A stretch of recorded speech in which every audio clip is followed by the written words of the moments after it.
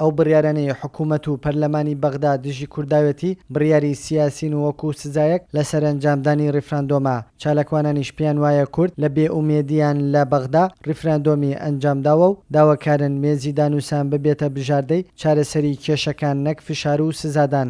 سەرکردایەتی کورد بگات بۆ قەرارەی کە ڕیفراندۆم ئەنجام بدا.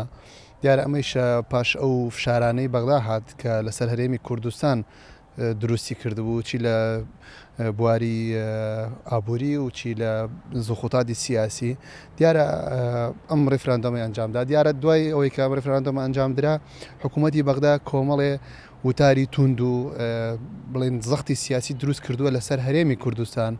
ئەمەشە خۆی لە خۆیان پێشێلکردنی دەستورە، پێشێلکردنی عورف نێودەوڵەتیەکانە. ئەبێ ئێمە بە یەکگردوانە بە یەک ڕەنگی بە یەک دەنگ هەڵوێستمان هەبێ و داوای ئێوە دەکەین کە نێوەنگیری وڵاتان و ئەمانە بێتە مایە ئەوەی کە گفتوگۆ چارەسەرکردنی قەزیەکە بە گفتوگۆ ئاسانترە، نەک بە شەڕ و یان بە هەڕەشە و یان بە گوڕەشە یان دەوڵەتی ئەقلیمیەکانی ساکە بە تەواوەتی دەستیان خستوتە ناو وەزعەکە. بە تایبەت ئێران و تورکیا بە هەموو شێوەیەک تێنە پێش و ڕێجارە ڕێگیری ئەەکەن. ئەمانە هەمووی یاسای نێودەوڵەتیان پێشێل کردووە لەبەرەوە کێشەیەکی عێراق کێشەیەکی ناوخۆییە.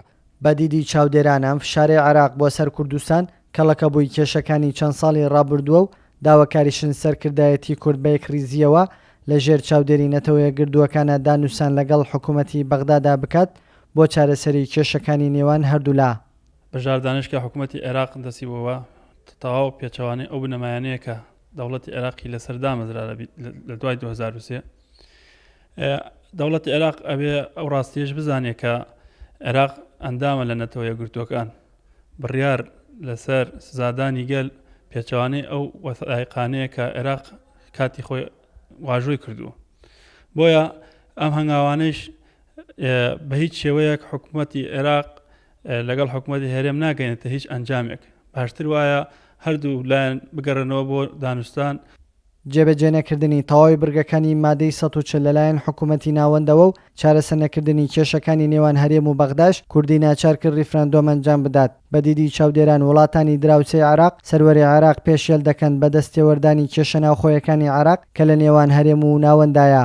بۆیە داواکارن بە چاودێری نەتەوەیە گردووەکان پشتبەستن بە دەستور کێشەکانی نێوان حکوومەتی هەرێم و ناوەند چارەسەر بکرێت.